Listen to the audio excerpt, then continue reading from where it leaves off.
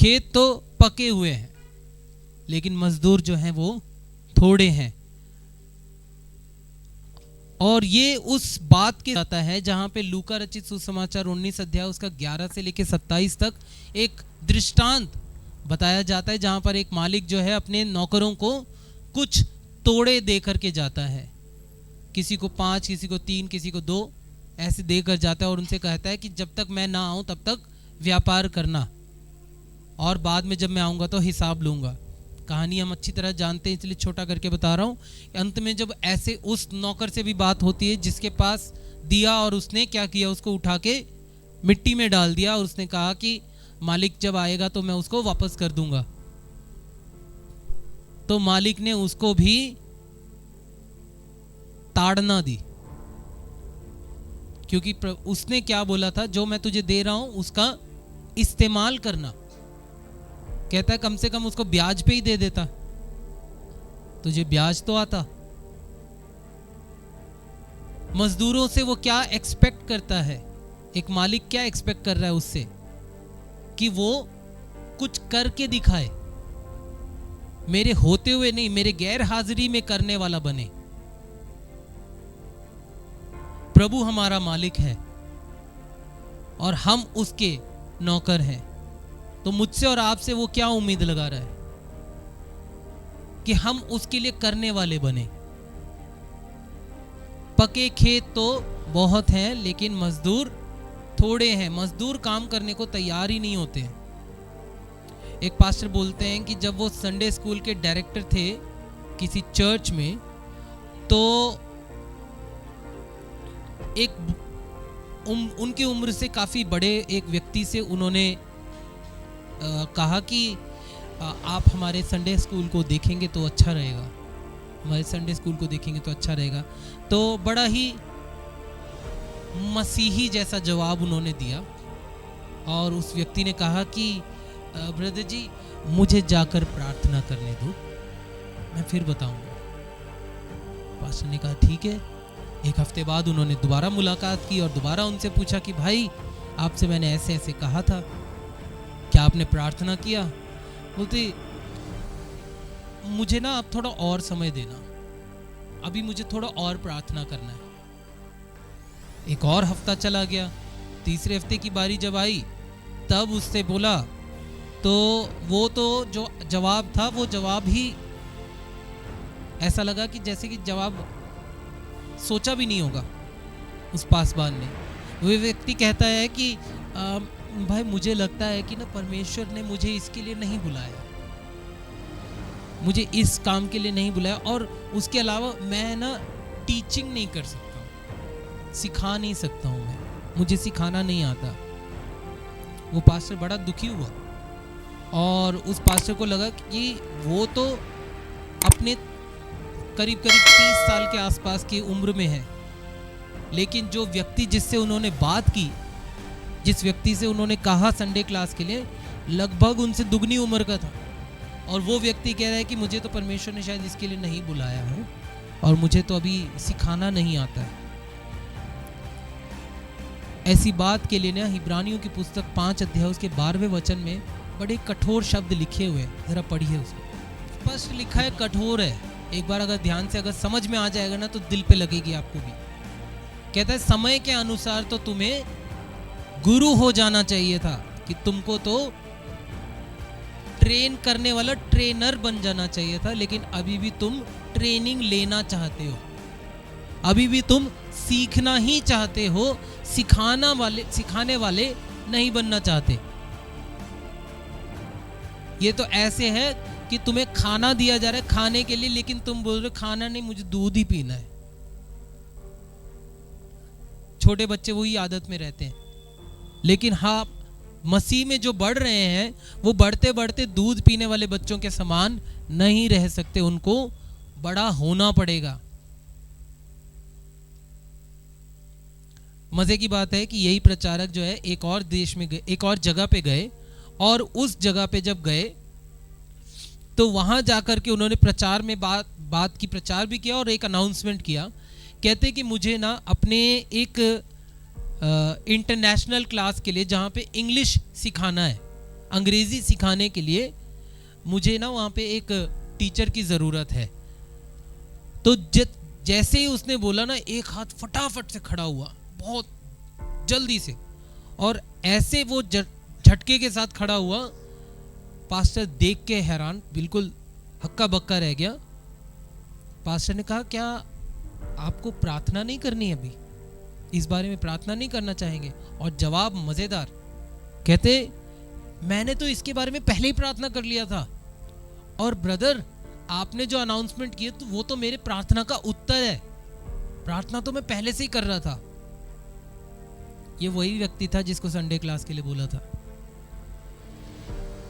काश कि हर मसीही व्यक्ति ऐसे ही हो जाते, पहले ही बोल देते कि मैं तो इसी के लिए प्रार्थना कर रहा था प्रभु से कि प्रभु मुझे ऐसा काम दे, मुझे ऐसे जगह पे ले जा, ऐसी बात के लिए ले जा, ऐसे कार्य के लिए ले जा जहां पे मुझे शिक्षा का काम करना हो।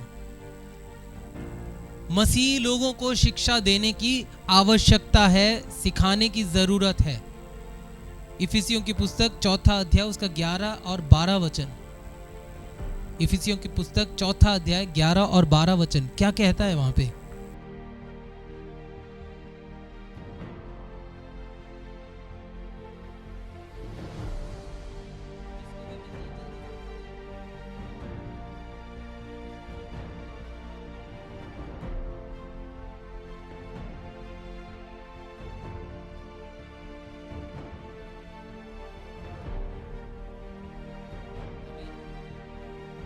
जब यहां पर हम देखते हैं इफिसियों की कलीसिया के सामने पत्री जब लिखी, तो पौलुस वहां पे उनसे बड़ी सारी बातें बताता है कि परमेश्वर ने अलग अलग तरीके से सबको नियुक्त किया है और हर किसी की एक जिम्मेदारी है।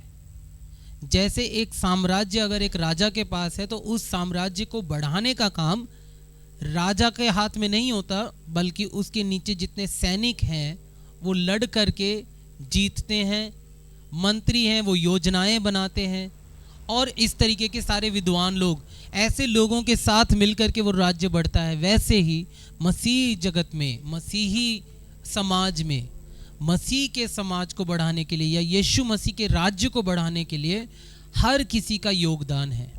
एक पास्टर भी है, एक इवेंजलिस्ट भी है, प्रॉफिट भी है, अपोस्टल भी है, मिशनरीज भी हैं, प्रार्थना के योद्धा भी हैं। उन सब लोगों के द्वारा कार्य होता है। प्रभु यीशु मसीह ने कलीसिया जो है पास्टर्स और टीचर्स को इसीलिए नहीं दिया कि धर्मी जनों को या संतों को वो काम करते चले जाएं, बल्कि इसलिए दिया ताकि वो परमेश्वर की सेवकाई को बढ़ाने वाले बने, ताकि वो संतों को तैयार करें, धर्मी जनों को तैयार करें, कलीसिया के लोगों को तैयार करें, ताकि कलीसिया बाहर जाकर लोगों को पकड़ के लेकर आए। आप और मैं मछुआरे हैं। प्रभु यीशु मसीह ने पतरस को जब बुलाया तो उससे कहा, मैं तुझे मनुष्यों को पकड़ने वाला मछुआरा बनाऊंगा।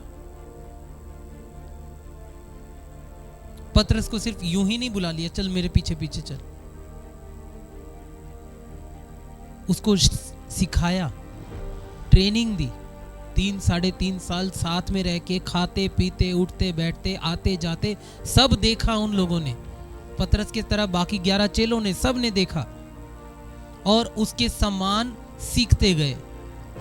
कल भी हम प्रार्थना में हम लोग जब गए हुए थे परिवार के बीच में, तब भी मैं बात कर रहा था कि चेले इतना ज़्यादा यीशु मसीह से सीख रहे थे, इतना ज़्यादा सीख रहे थे कि एक पल में वो सारे देखने में भी यीशु जैसे थे।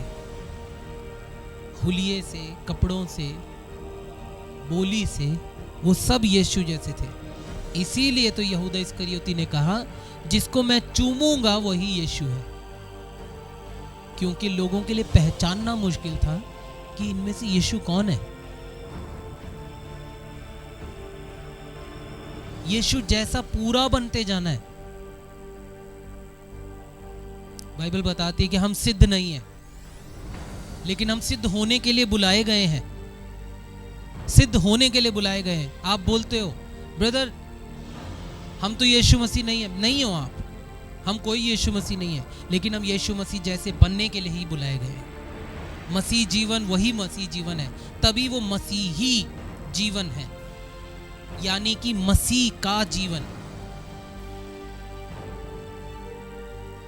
यानी हमारे बोली में, काम में, विचार में, संगति में, प्लानिंग में, हर चीज में हम यीशु को देखना चाहते हैं कि अगर यीशु ऐसी स्थिति में हो या ऐसे बातों में होता तो यीशु मसीह ने क्या किया होता। मत्ती रचित सुसमाचार 9वां अध्याय उसका 35 वचन जब हम इसको पढ़ते हैं तो वहां पे क्या लिखा है, देखिए यीशु मसीह क्या कर रहा है वहां पे।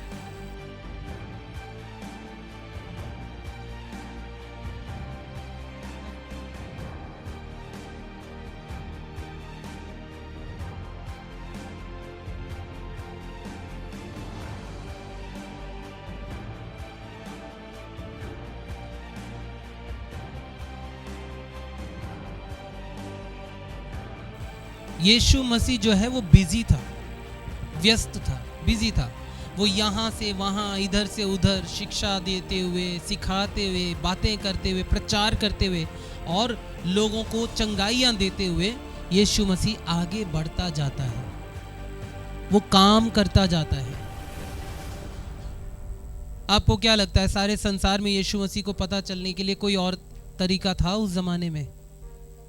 आज की डेट में आपके पास एक मोबाइल फ़ोन है और इंटरनेट कनेक्शन है, आप कुछ भी कर दो सबको पता चल जाता है। ऐसा जब सबको पता चलता है तो उसको हम क्या बोलते हैं? वायरल हो जाता है ना। लेकिन यीशु मसीह के ज़माने में वायरल क्या करता था? कौन कर सकता था वायरल? खुद वो व्यक्ति को ही करना पड़ता था। काम करोगे तो लोगों को पता चलेगा, काम नहीं करोगे तो नहीं पता चलेगा। ये वो जमाना था। उस जमाने में यीशु मसीह लगातार काम करता था। हर दिन वो यीशु प्रभु के, परमेश्वर के प्रेम को बताते हुए, परमेश्वर के राज्य के बारे में लोगों से बातें करता रहता था। कभी कहीं पे किसी से मिलके बात कर रहा है, कभी किसी के पास जाके विचार बता रहा है, कभी कहीं पे जाके यीशु मसीह का संदेश, परमेश्वर का संदेश पहुंचा रहा है। कहीं पे जाके अन्याय हो रहा है तो उस अन्याय के बीच में यीशु परमेश्वर को याद करना सिखा रहा है। हर पल वो काम में लगा रहा। तब जाकर के ये पूरे संसार को यीशु मसीह कौन है ये मालूम पड़ा। तब जाके इस संसार में यीशु के बारे में प्रचार हुआ। और प्रचार होना बहुत जरूरी है, पर प्रचार के साथ साथ शिक्षा का भी होना जरूरी है। टीचिंग, प्रीचिंग अकेला काफी नहीं है। प्रीचिंग जिस प्रकार आज मैं यहाँ पे खड़े होकर आप लोगों से बात कर रहा हूँ, ये प्रीचिंग है। लेकिन एक टीचिंग भी जरूरी है, शिक्षा भी जरूरी है, जहाँ पे विचार आपस में बांटे जाए और उसमें सीखा जाए कि परमेश्वर का वचन कैसे सिखाता है। और जो हीलिंग या चंगाइयाँ जो हैं वो टीचिंग और प्रीचिंग के बाद ही आता है। आज संसार में अलग अलग स्थानों में लोग सबसे ज़्यादा चमत्कार को देखते हैं। कुछ लोग कहते हैं चमत्कार को नमस्कार करते हैं, लेकिन चमत्कार सब कुछ नहीं है। आपकी चंगाई आपको स्वर्ग नहीं ले जाती। आप बीमार होकर के भी विश्वास में बने रहेंगे तो भी स्वर्ग चले जाएंगे। लेकिन चंगे होकर के अगर आप मन फिरा के परमेश्वर से दूर चले जाएंगे तो आप फिर भी नरक जा सकते हैं। तो चंगाई आपके लिए उतने मायने नहीं रखती जितना कि आपका उद्धार मायने रखता है। उद्धार सबसे ज्यादा जरूरी है। परमेश्वर का वचन सबसे ज्यादा जरूरी है। उसकी आज्ञा का पालन करना जरूरी है। उसकी आज्ञा में चलना सबसे ज्यादा जरूरी है। और जो चंगाइयां होती थी जिस समय में यीशु मसीह थे, उस समय चंगाइयां होती थी, वो उस प्रचारक को दिखाने के लिए कि उसका प्रचार जो है वो सच में प्रचार जो है वो इस समान है, इसको दिखाने के लिए चंगाई होती थी। आज प्रचारक लोग चंगाइयों को दिखाने के लिए, अपनी बड़ाई करने के लिए करते हैं। उसमें यीशु का नाम कम रहता है, मसीह का नाम कम रहता है, वचन की बातें कम रहती है।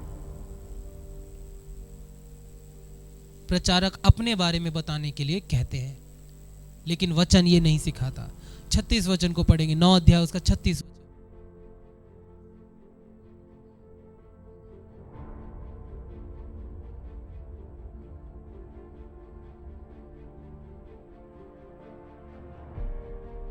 वो लोग जो हैं क्या लग रहे थे, भटके हुए से लग रहे थे, तितर बितर भेड़ों के समान लग रहे थे। वो लोग निराश थे और ये सब देख करके यीशु को उन पे तरस आया, तरस आया।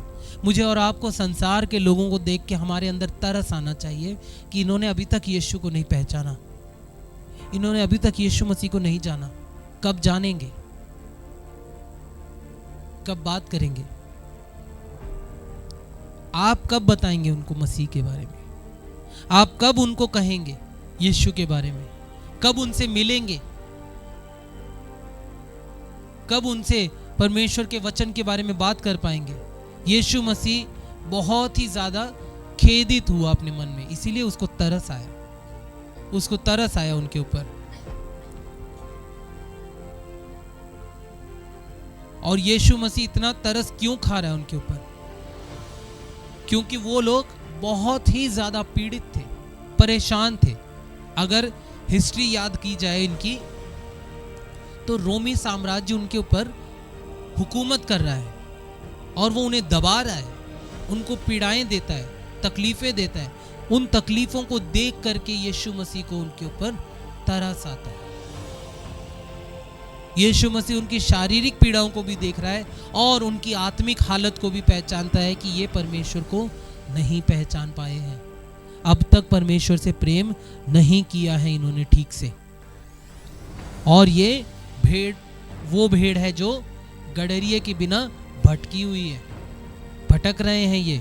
और जब एक भेड़ के पास गडरिया नहीं होता या चरवाहा नहीं होता, तो वो भेड़ जो है एकदम कमजोर पड़ जाती है, वो भेड़ कमजोर पड़ जाती है। लेकिन यहाँ पर यूहन्ना रचित सुसमाचार 10वें अध्याय के अनुसार यीशु वो चरवाहा है, यीशु वो चरवाहा है। वहां पर वो कहता है अच्छा चरवाहा मैं हूं, है ना। और इसीलिए हमने पढ़ा भजन संहिता 23 अध्याय 1, 2 और 3। क्या पढ़ा हमने उसमें?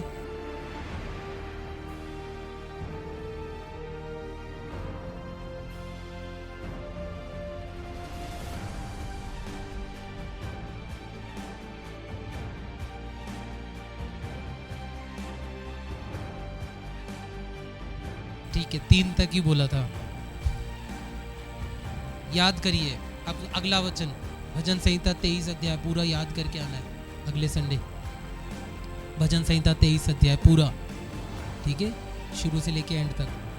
तो इस वचन को हम सब लोग बहुत अच्छे से जानते हैं, बहुत अच्छे से याद करते हैं, लेकिन इसमें हमें उस चरवाहे की ओर ध्यान देना चाहिए, उस चरवाहे की ओर ध्यान देना चाहिए। भेड़ की बड़ी प्रॉब्लम है, भेड़ की बड़ी प्रॉब्लम पता है क्या है? भेड़ ना इंग्लिश में शब्द आता है डम, डम, बेवकूफ। भेड़ बहुत बेवकूफ होती या नादान, थोड़ा अच्छा शब्द लगता है बोलने में, है ना। वो क्या करती है, भेड़ क्या करती है, अपना सर नीचे रखती है और आगे चलने वाली भेड़ के पीछे पीछे चल पड़ती है। जो आगे वाली भेड़ चल रही बस उसके पीछे पीछे चलते रहो, हम पहुंच जाएंगे, इतना ही समझ में आता है। हम मसीही लोग भी बुद्धू भेड़ों के समान दिखते हैं। हम हैं भेड़, मसीह ने हमें भेड़ ही कहा है, लेकिन हम भी बुद्धू भेड़ों के समान बन जाते हैं, जो कि भटकाने वाला प्रचार जो करते हैं ना, उनके पीछे सर झुका के ऐसे ही चलते हैं। नहीं देखते वो किस तरफ को लेके जा रहे हैं, नहीं देखते वो किस तरफ की शिक्षा दे रहे हैं, कहाँ पहुंचा रहे हैं, हमें स्वर्ग की ओर लेके जा रहे हैं या नहीं लेके जा रहे, हम किस तरफ को जा रहे हैं। और इसीलिए वो कहाँ पहुंच जाते हैं, एक नाश की ओर चलने लग जाते हैं, एक विनाश की ओर चलने लग जाते हैं। वो अपने आप में इन बातों का सवाल नहीं करते। जो वचन आज हमने सुना, वो वचन कितना परमेश्वर के वचन में से मिलता है, या प्रचारक ने अपनी तरफ से कहानियां ही कहानियां सुनाई हैं, या हमें कुछ नया सुना है तो क्या वो परमेश्वर के वचन से मेल खाता है और वो मेरे जीवन में मैंने कैसे लागू करना है, उसकी तरफ ध्यान जाता ही नहीं। बस प्रचारक ने बोला होगा तो बिल्कुल सही बोला होगा, हम बाइबल भी क्यों खोलें। बुद्धू भेड़ मूर्ख भेड़ बन जाते हैं। लेकिन परमेश्वर हमें ऐसा नहीं चाहता। परमेश्वर हमें ऐसे भटकाने वाले मार्ग पर जाने के लिए नहीं देना चाहता है।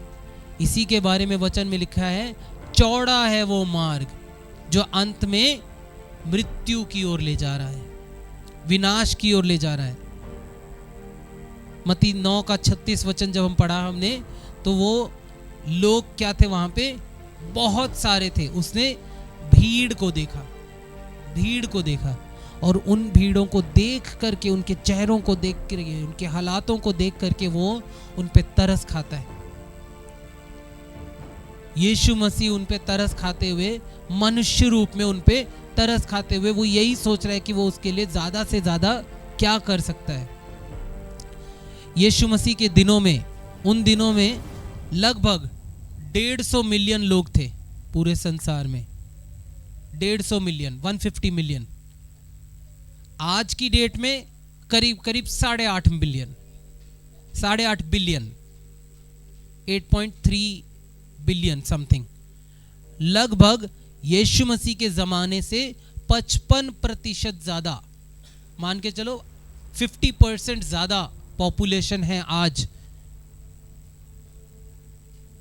हमारे देश में। 150 करोड़ की आबादी है।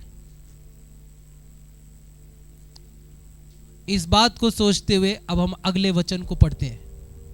मत्ती 9 अध्याय 37 वचन, शुरुआत की लाइनों में ही देखेंगे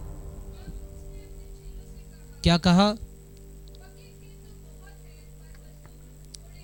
बस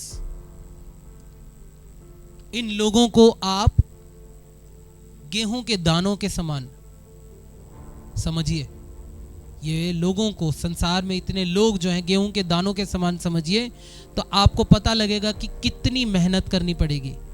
कभी किसी ने किसान का काम किया है मुझे नहीं पता, या आपने किसान को काम करते हुए देखा है मुझे नहीं पता, लेकिन जो गेहूं अगर नीचे गिर गया वो अब मेरे और आप तक पहुंचता नहीं।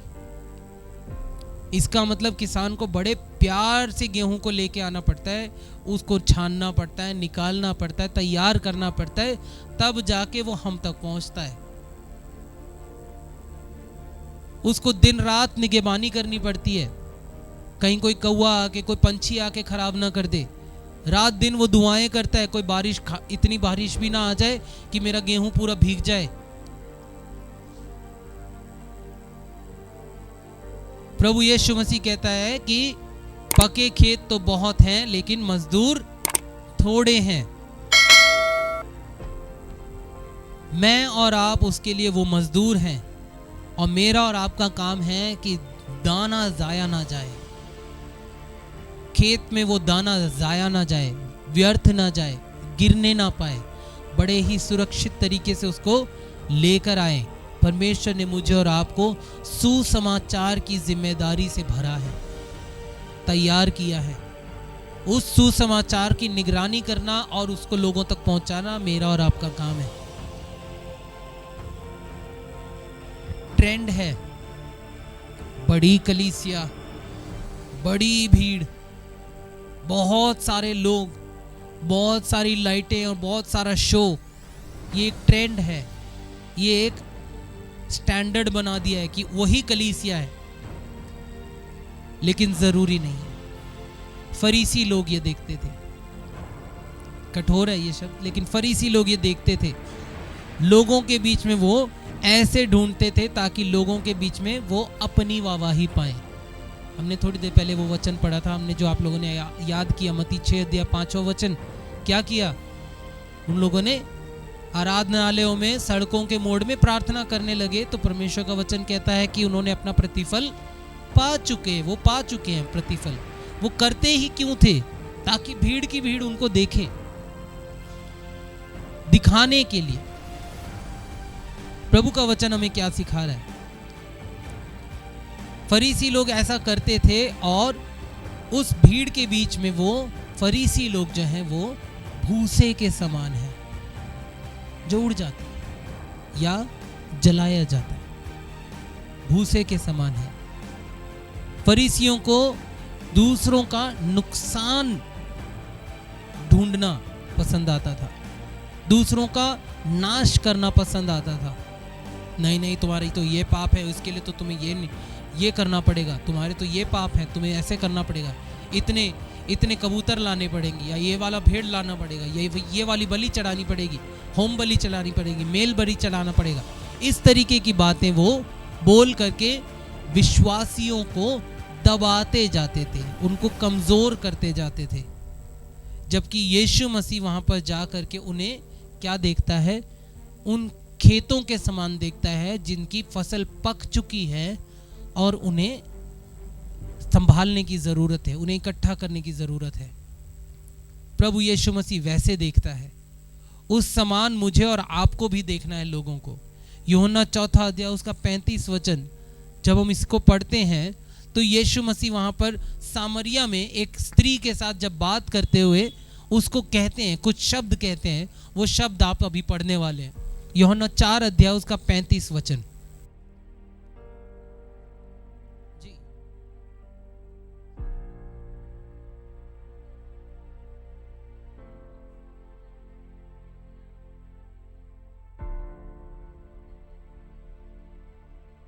बस उस सामरी स्त्री से मिलने के बाद यीशु मसीह ये बातें करते हैं, और जब ये कहते हैं तो यीशु मसीह क्या कह रहे हैं कि तुम तो कहते हो कि कटनी के लिए अभी 4 महीने बाकी हैं, लेकिन मैं तो कहता हूं कि अपनी आंखें उठाओ और फसल को देखो, क्योंकि फसल तो पक चुकी है।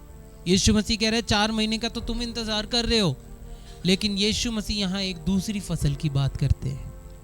वो वहां पे फसलों को देख के पहचानते हैं, किसानों को देख के पहचानना आता है, वह आंखों से पहचानते हैं कि कब हमें फसल तैयार करनी है, कब हमें बीज बोना है, कब हमें फसल को खाद देना है या जो कुछ भी करना है उसकी निगरानी करनी है, और कब हमें फसल को काटना है। ये सब कर लेते हैं। यीशु मसीह उन्हीं का उदाहरण उनको देते हैं, उदाहरण देते हुए कहते हैं कि तुम तो 4 महीने कहते हो, लेकिन मैं तुमसे जिस फसल की बात कर रहा हूं उसकी कटनी का समय अभी है, अभी है। आप अपने आप को सोचिए, अगर आप तक वचन ना पहुंचा होता तो आप आज भी उस जगह में ही रहते, उस स्थिति में ही रहते, उस माहौल में ही रहते, उसी में जीते, और शायद हम उसी में मर जाते अगर हम तक वचन ना पहुंचाया गया होता। जिस प्रचारक ने, जिस दास ने या जिस दासी ने या जिस भी व्यक्ति ने, आपके किसी मित्र ने या आपके किसी रिश्तेदार ने, आपके किसी सगे संबंधी ने, या आपको किसी और कलीसिया में लेके गया कोई और व्यक्ति, अनजाने में आप तक वचन पहुंचाया, क्योंकि फसल की कटनी का समय अभी है। एक समय आएगा जब मेरे और आपके पास वचन नहीं रहेगा। एक समय आएगा जब प्रचारक प्रचार करते हुए नहीं पाए जाएंगे, सब कुछ खत्म हो जाएगा। तब मैं और आप अगर रह गए धरती पे तो आप परमेश्वर को ढूंढते हुए परेशान हो जाओगे, लेकिन फसल की कटनी का समय निकल चुका होगा। इसलिए हमें अपने आप को देखने की जरूरत है, संवारने की जरूरत है। एक किसान को जिस तरह से पता है कि फसल जो गेहूं जो है वो कब सोने के समान दिख रहा है, हल्का भूरा हो गया है, तो अब उसकी कटनी का समय आ गया है, वैसे ही मुझे और आपको भी पहचानना है फसल की कटनी का समय अभी है। 10 तोड़े वाले उन नौकरों को जब देखा तो उधर यीशु मसीह ने बात करते हुए कहा कि कैसे वो मालिक आकर के किस प्रकार से उनसे कठोरता से व्यवहार करता है, और वो नौकर जिसने तोड़ा नहीं इस्तेमाल किया, उस नौकर को भी पता था। वो खुद कहता है कि मैं जानता हूं कि तू कठोर है और जहां तू नहीं बोता वहां से भी निकाल लेता है। ऐसी जगह से भी, तो वो जानता था अपने मालिक को, उसके बावजूद भी जो मालिक ने बोला है उस काम को नहीं किया। मेरा और आपका परमेश्वर हम पर अनुग्रह रखता है, और जब उसका अनुग्रह हमारे ऊपर बना हुआ है तो हमें उसके अनुग्रह का पूरा फायदा उठा करके लोगों तक प्रभु के वचन को पहुंचाना चाहिए। लेकिन मसीह लोग पता है क्या करते हैं? कोई बात नहीं, बहुत टाइम है, प्रभु माफ कर देगा, हम प्रार्थना करेंगे, हम प्रार्थना करेंगे, हम प्रार्थना करेंगे। परमेश्वर का वचन मत्ती की पुस्तक में 28वां अध्याय आखिरी जो वचन लिखा है वहां पे यीशु मसीह ने ये बोला कि जाओ जाओ बोला। आजकल के प्रचारक और कई बार मसीही लोग क्या बोलते हैं? लोगों को बोलते हैं आओ, जाओ और सुसमाचार सुनाओ बोला था प्रभु यीशु मसीह ने। लोग बोलते हैं आओ हम वचन का सुसमाचार सुनाएंगे। नहीं, जाना है। प्रभु यीशु मसीह ने जाने के लिए कहा। उसी के 38वें वचन में यीशु मसीह ने क्या बोला? इसलिए प्रार्थना करो ना, इसलिए खेत के स्वामी से विनती करो कि वह अपने खेत काटने के लिए मजदूर भेज दे। प्रार्थना लोगों के लिए नहीं करना है, किसके लिए करना है? हाँ जी, किसके लिए करना है? मजदूर कौन है? हाँ जी, नहीं हम मत बोलो, कौन है? मैं हूं। तो प्रार्थना अपने लिए करना है कि प्रभु मुझे ये बुद्धि दे, मुझे समझ दे और मुझे वचन का ज्ञान दे, ताकि मैं जा कर के लोगों को सुनाऊं, तेरे बारे में लोगों को मैं बताऊं। तब आप प्रभु के मजदूर हैं। आलसी मजदूर ना बने हम। और ऐसे ही यीशु मसीह ने क्या किया? यीशु मसीह ने ऐसे ही लोगों को तैयार किया, चेलों को तैयार किया। जब एक समय आया तब यीशु मसीह ने अपने चेलों को 2-2 के जोड़े में भेजा, 70 लोगों को भेजा कि जा करके वचन के बारे में बात करें, परमेश्वर के बारे में बात करें। यीशु मसीह प्रार्थना करने के लिए कह रहे हैं अपने लिए। हालांकि ये बहुत खतरनाक प्रार्थना है कि मुझे अपने लिए इस्तेमाल कर, मुझे अपने लिए इस्तेमाल कर। ये बहुत खतरनाक प्रार्थना है। लेकिन उसी प्रार्थना में हम अपने परमेश्वर से ये अंगीकार करते हैं कि मैं आपके लिए काम करना चाहता हूँ, मैं आपके लिए बाहर जाना चाहता हूँ, लोगों को बताना चाहता हूँ, क्योंकि खेत बहुत पके हुए हैं, मजदूर बहुत थोड़े हैं, कमजोर हैं, कम हैं। आप बोलेंगे कि मेरी खेत कहाँ है? फिर मेरी खेत कहाँ है? जहां आप पढ़ते हो, जहां आप काम करते हो, जहां आप रहते हो, जहां आप दुकान जाते हो, आपकी खेत है। जहां आप बाल कटाने जाते हो, आपकी खेत है। हर जगह, संसार का हर हिस्सा जहां मसीह का वचन नहीं मिल रहा है, नहीं मिला है, लोगों को अनजान है, वही खेत है आपकी। उस खेत में आपको लोगों के पास जाकर बात करना है। यशाया की पुस्तक 6 अध्याय उसके 8वें वचन में यशाया परमेश्वर से बात करता है, और वो एक बालक है, बालक के समान है। वो उस समय छोटा है और वो बात करता है परमेश्वर से। और वो क्या कहता है? परमेश्वर सबसे पहले आवाज देता, वहां एक पुकार देता है, मैं किसको भेजूं? कौन है जो हमारे लिए जाएगा? और यशाया कहता है, मैं यहां हूं, मुझे भेज, मुझे भेज। कभी आपने प्रार्थना किया परमेश्वर से, प्रभु आज मुझे अपनी महिमा के लिए इस्तेमाल कर, आज मुझे आपके वचन को बताना है, आज मुझे आपके वचन को प्रचार करना है। वचन प्रचार करने के लिए आपको जरूरत नहीं है एक माइक की, वचन के लिए आपको जरूरत नहीं है एक स्टेज की, किसी कलीसिया में खड़े होने की। नहीं, आप अपने रिश्तेदार के घर में कुर्सी के साथ बैठकर आप बात कर सकते हैं। आप उनको चाय पे बुला सकते हैं, उनका हालचाल लेकर के आप उनको वचन के बारे में बता सकते हैं। सिर्फ एक बातचीत बहुत कुछ बदल देती है। सिर्फ एक बातचीत। यह हमारे ऊपर है कि हम परमेश्वर के वचन को कैसे लोगों के बीच में बताना चाहते हैं। यशाया कहता है मुझे भेज, और हम बोलते हैं प्रभु उसे भेज। प्रभु उस व्यक्ति को भेज, प्रभु हमारे पास्टर को भेजना, उनके परिवार को भेजना, प्रभु उनके बीच में वचन की जरूरत है उनको भेजना, प्रभु मैं उनसे बात करूंगा, मैं उनसे बोलूंगी, तब वो जाएंगे। दिखाया किसको? आपको। तो जाना किसको है? आपको। लेकिन दुआ कर रहे हैं प्रभु उनको लेके आना, उनके द्वारा काम करना। क्यों प्रभु आपकी प्रार्थना नहीं सुनता? क्या आपके मुंह में परमेश्वर ने शब्द नहीं दिया?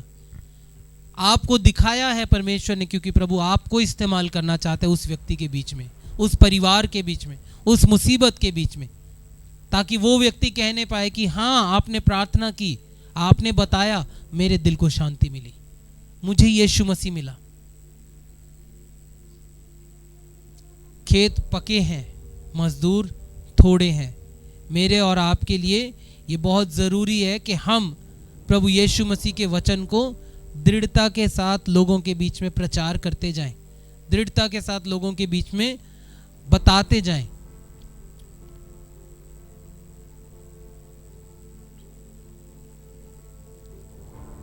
एक व्यक्ति, एक कहानी को मैं बताना चाहता हूँ। एक व्यक्ति जो है वो समुद्र के किनारे एक लड़के को देखता है, एक बुजुर्ग व्यक्ति किसी और को देखता है, एक लड़के को, और वो लड़का क्या कर रहा है, समुद्र से जो मछलियाँ पानी के किनारे पे आके पड़ जाती है उनको उठा के वो पानी में दोबारा फेंक रहा है और चलता जा रहा है। ये बुजुर्ग व्यक्ति को थोड़ा सा तेज चलता है और उसके पास पहुंचने की कोशिश करता है, और उसके पास जब वो पहुंचता है तो उससे पूछता है, बोलता है कि ये क्या कर रहा है? कहता है कि अगर ये मछली ऐसे समुद्र से बाहर रहेगी तो वो तो मर जाएगी। तो वो कहता है कि तो कहता है तो क्या करने वाले? बोलते बहुत सारी मछलियां हैं, मैं तो ऐसे देख रहा हूँ, इसे आगे और दिख रही हैं, मैं धीरे धीरे उनको सबको धकेलता जाऊंगा। वो कहता है लेकिन ऐसे करने में तो कितनी मछलियां बाहर आ जाती हैं, कितनी सारी तो रह जाती हैं बाहर, तो तुम्हारी इस कोशिश से कितना फर्क पड़ जाएगा? तो जवान जो लड़का है वो हल्का सा मुस्कुराता है और वो कहता है लेकिन इस एक मछली को तो फर्क पड़ेगा ना। फसल बहुत है, बहुत सारे लोग हैं, बहुत लोगों तक जाना है, लेकिन शुरुआत कहाँ से करनी पड़ेगी? एक व्यक्ति से शुरू करना पड़ेगा। उस एक व्यक्ति के लिए वो वचन बहुत मायने रखता है, उस एक व्यक्ति के लिए यीशु मायने रखता है। और जब मालिक वापस आया था तब उसने जिनको तोड़े दिए थे उनसे हिसाब भी लिया था। कितने का हिसाब हुआ, तुमने क्या किया, तुमने क्या किया। जैसा हिसाब हुआ वैसा उनको प्रतिफल भी दिया। एक दिन यीशु वापस आने वाला है, एक दिन खेत के मजदूरों से वो हिसाब लेने वाला है और वो पूछेगा तुमने क्या किया। वो आप सबसे पूछेगा तुमने पाया, तुमने क्या किया। मैं अपना जवाब दूंगा, आप अपना जवाब देंगे। परमेश्वर के खेत में काम करने के लिए तैयार हो जाइए। अब तक अगर नहीं किया तैयार हो जाइए। अब तक अगर नहीं बोला, बोलने वाले बनिए। प्रभु से बोले प्रभु मुझे शब्द दे कि मैं बात कर सकूं, प्रभु मुझे लोग दे कि मैं तेरे वचन को बता सकूं। परमेश्वर के कई ऐसे दास हुए जिन्होंने परमेश्वर से प्रार्थना किया, प्रभु यदि मुझे लोग ना दिए तो मैं मर जाऊं, यदि मुझे लोग ना दिए तो मैं मर जाऊं। परमेश्वर के कई प्रचारक ऐसे हुए, उन्होंने कहा प्रभु मुझे एक व्यक्ति रोज दे जिससे मैं तेरे वचन के बारे में बात करूं, जिससे मैं प्रार्थना करूं, जिसको मैं तेरे बारे में कहूं। अपने घर के उलझनों में उलझे मत रहिए। खाना बनाना है, ये करना है, इधर जाना है, उसके घर में शादी है, इसके घर में मैयत है, सब चलता रहेगा। जब तक हम जिंदा हैं तब तक ये चलता ही रहेगा। लेकिन उसके अलावा परमेश्वर के बारे में सोचिए। एक वो व्यक्ति है जिसको आपके द्वारा परमेश्वर बचाना चाहता है। मांगिए परमेश्वर से। आइए खड़े हो जाएंगे, परमेश्वर से प्रार्थना करेंगे और प्रभु से कहेंगे,